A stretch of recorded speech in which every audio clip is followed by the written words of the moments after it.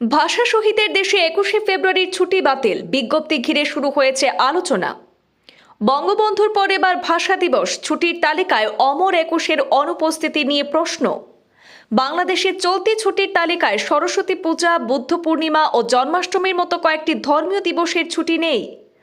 অন্তর্বর্তী ইউনূস সরকারের সিদ্ধান্ত ঘিরে বিভিন্ন মহলে প্রতিক্রিয়া, ধর্মীয় ছুটি সংক্রান্ত বিষয় আলোচনায়।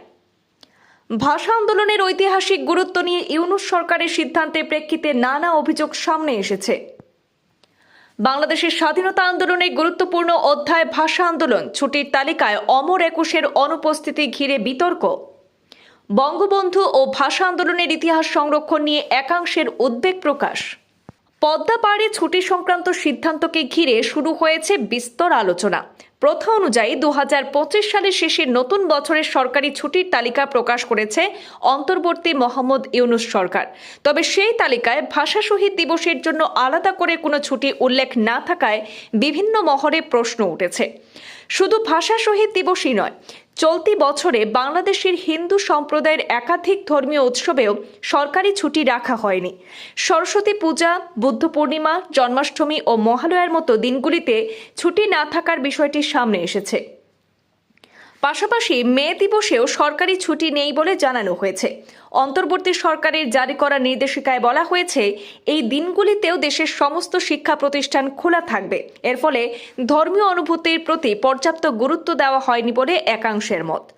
অন্যদিকে রমজান এবং ঈদ উল ফিতরের ছুটি রাখা হলেও আগের তুলনায় ছুটির দিনের সংখ্যা কমেছে বলেও জানা গেছে। তবে সেই সমস্ত সিদ্ধান্তের মধ্যে সবচেয়ে বেশি আলোচনা তৈরি হয়েছে ভাষা শহীদ দিবসের ছুটি নিয়ে। একাংশের অভিযোগ, ভাষা আন্দোলনের ঐতিহাসিক গুরুত্বকে যথাযথভাবে প্রতিফলিত করা হয়নি। গত 1.5 বছরেও বেশি সময় ধরে অন্তর্বর্তী সরকারের নেওয়া একাধিক সিদ্ধান্ত বাংলাদেশের ইতিহাস এবং ঐতিহ্য সংক্রান্ত বিষয়কে প্রভাবিত করেছে বলে মত প্রকাশ করেছেন কেউ কেউ।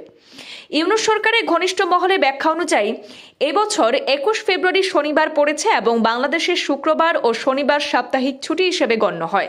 সেই কারণেই আলাদা করে ভাষা শহীদ দিবসের ছুটি উল্লেখ করা হয়নি।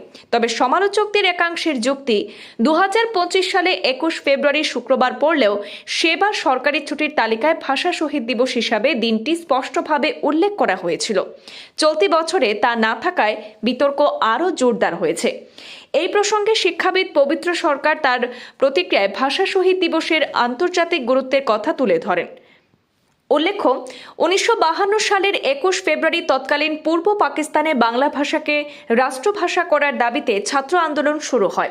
আন্দোলন দমন করতে পুলিশের গুলিতে বরকত, সালাম, রফিক ও জব্বার প্রাণ হারান। অনেকের মতে এই ভাষা আন্দোলনই পরবর্তীকালে বাংলাদেশের স্বাধীনতা আন্দোলনের পথ প্রস্তুত করেছিল।